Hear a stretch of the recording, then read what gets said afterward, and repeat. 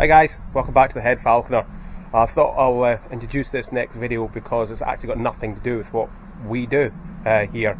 It's actually from a very good friend of mine. His name's Luke. He's got a few birds and we asked him if he'd be kind enough to actually do like a blog for us or small videos for us on how he trains and how he flies his birds.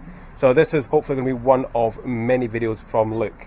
If you've not liked or subscribed to our channel, please do now, and hopefully you enjoy.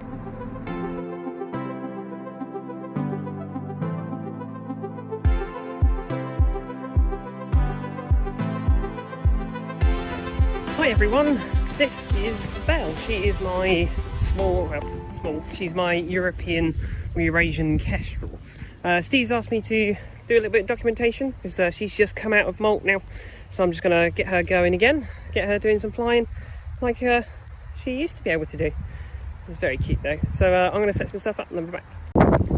Right, so I've got Belle on this big old crayons line. As you can see, basically it's a big old training line just to make sure that I can keep hold of Belle where she's slowly starting to do, as I said, her first, not free flight as you can see, but this will be her first flight to the lure pad in quite a while. So I just want to make sure that she's comfortable with it. So what I'm going to do is what we call drop luring. So I'm going to pop a little bit of food on the lure pad on the ground. Belle's going to come over to it, hopefully building up the association with the lure pad and with food once again. Right, so I've got everything set up and properly now. She's, as you can see, just over there. So I'm going to pop the lure pad just on the floor in front of me. I'm going to shout ho, which is Belle's word that she knows that she's done really well and that she's guaranteed the food that I've got for her on the lure pad. So without making her wait any longer as I untangle this lure line, I'm just going to shout ho.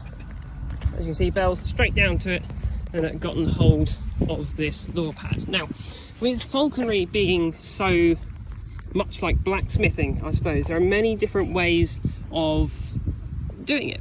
So one thing that I like to do, especially with these kestrels where they take about an age to eat, you see I've got a very, very tiny bit of food on that lure pad. However, I want to give Belle the best reason to come back to that lure pad, which is the most amount of food possible.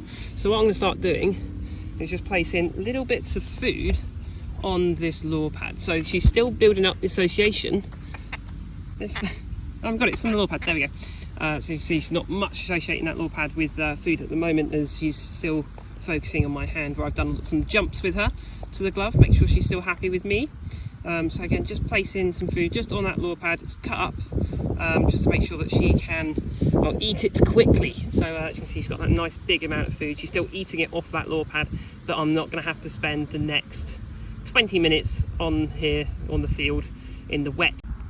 So now with Belle finally finishing all that food, we're going to do something called a fair exchange is no robbery. So I don't want to go in and steal this lure pad off of her, because if I do that I start breaking the rules of falconry. The three main ones are food, trust and an easy life. Obviously I'm breaking two of those rules straight away if I go in and steal that lure pad. So what we need to do is, as I said, this fair exchange is no robbery, making sure that she doesn't feel robbed off of. So we're not breaking the trust there. And of course as well, I'm going to give her some food on the glove as well. So that's the food and the trust all rolled into one. And of course the easy life part of this is the fact that she just did, what, 2 minutes, if that, of flying. I mean, really, if that, you're probably more looking around 20 seconds of flying, which is far, far less than she would in the wild. So now that she's just finishing that tiny last little bit of food, chuck a little bit in my glove, and then Belle should, once she's finished, slowly start to look around, see that I've got food on my glove, and hopefully she'll step up for me quite nicely. There we go. And that is the first initial stages of training with Belle.